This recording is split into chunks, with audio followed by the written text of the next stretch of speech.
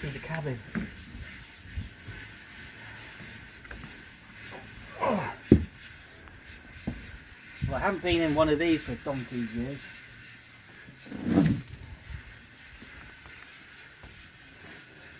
Let's have a quick look around here. Welcome folks, back for another video, and WTF is on location, as they say, and you might be wondering what we're doing in this aeroplane, which happens to be a Lockheed L1011 Tristar, which unfortunately has probably seen better days, but we're here to sort of give a hand pulling one of these things apart. So I thought we would just going to quickly show you around, and it's actually quite interesting when you get into a plane which is sort of being pulled apart. You can actually see, you know, some of the things you don't really notice when you're in a normal plane which is sort of functional. But anyway, we've been sort of up and down in the guts of this plane, and we're helping to pull apart a few black boxes and things like that. And we're going to give you a quick tour, so to speak, of this nice old XRAF plane. Well, as you can see, folks, we're in the in this Tristar, which is actually an XRAF Tristar. The Tristar is actually I've got a lot of history with the Tristar. You may recall that you know, we obviously had the RB211, which came off an old Tristar, and yeah, I actually probably went on one of these. In 2008, I was deployed to Afghanistan as a surgeon, trauma surgeon with 203 Field Hospital, and when we went out in one of these. So it's quite nostalgic just looking around, really. I do recall that when we came into land into Kandahar airfield, it was quite scary at the time, because they had to do a tactical landing, which basically meant all the lights went out just as we approached, and it was we got this order: helmets and body armor on, and into the brace position just in case we got rocketed. I think fortunately at the time, I don't think the Taliban had any surface-to-air missiles, but that was the sort of standard operational orders at the time. But it's quite spooky coming back into this plane.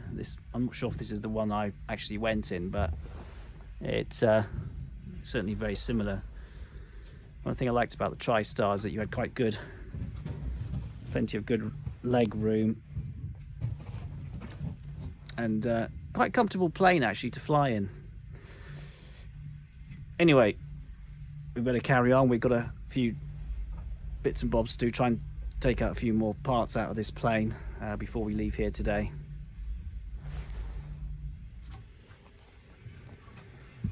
Well guys, here we are in the cabin of a Tristar,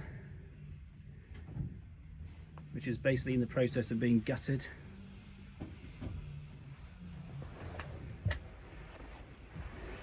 It's quite amazing actually when you look at all this.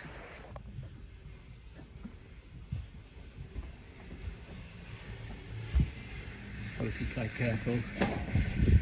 Got a whole load of oxygen masks. Please pull these over your nose and mouth when the cabin pressure gets reduced.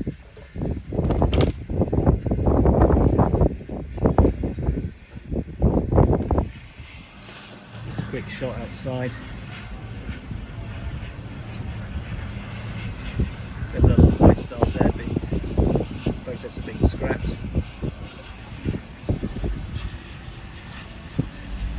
I think those lot are the cores from 747s, the JT9Ds, which are basically going to be off to be scrapped. They've been sort of just munched off the wings basically, so that's why they're all tattered and torn, so to speak.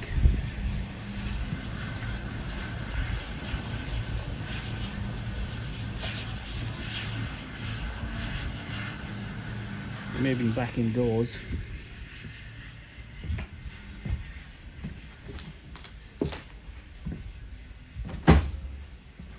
The front of the plane up there with the cockpit. I'm going to have a look at that in a minute.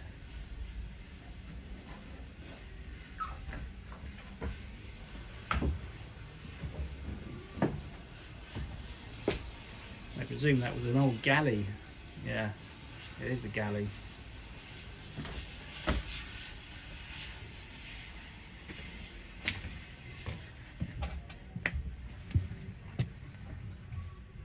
That's the little trapdoor we just came up on.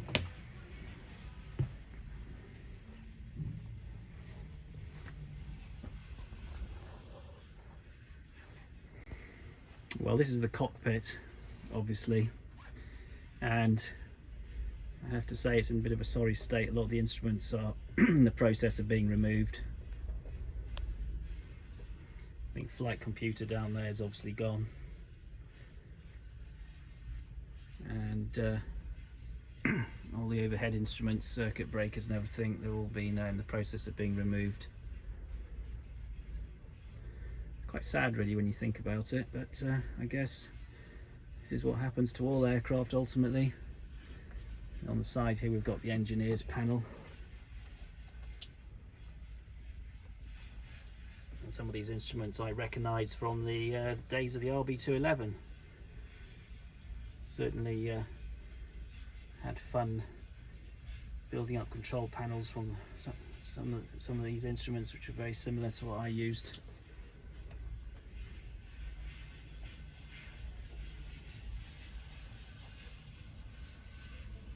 All the circuit breakers on the engineer's panel. It's just masses and masses of wiring. If there's a fault, you just sometimes wonder where you actually start.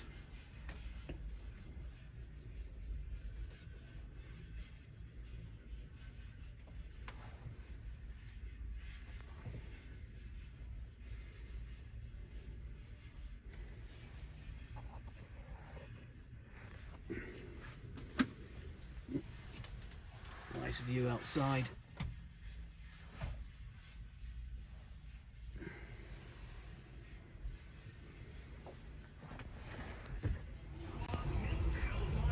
Well, here we are in the guts of this RB211, I mean L1011, and Ian's with me at the back here. I'm just going to try and show you what we've actually trying to do here, taking off bits of electrical panels, and it's quite cramped. We're sort of underneath the floor. The cabin is up above us, and there's loads of pipes and electrical stuff. We're just taking off these electrical units here, trying to just dismantle everything. Ian, what are you doing there? Well, I'm just removing this, looks like some sort of contactor box. This is a three-phase 400 cycles. Oh, yeah. I think these are some kind of probably contactors or switches. Having trouble with the screwdriver, yeah? Yeah, fasteners, so I've got, which seems to work. Seems to work. Everything is, I don't know, must be, is it 3/8 or, I don't know, 5/16 or something like that. Okay. Well, keep going with that. I'm going to carry on with another box, I think, on the wall here.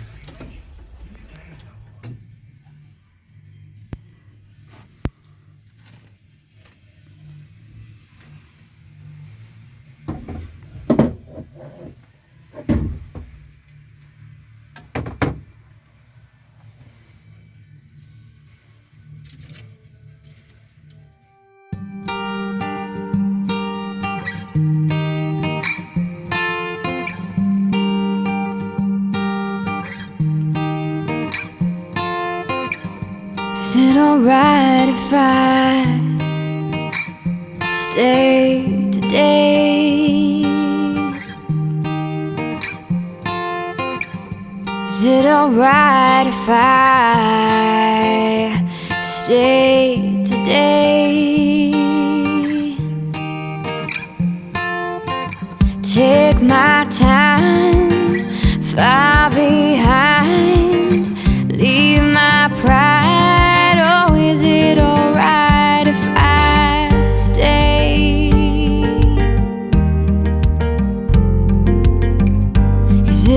alright if we just stay today?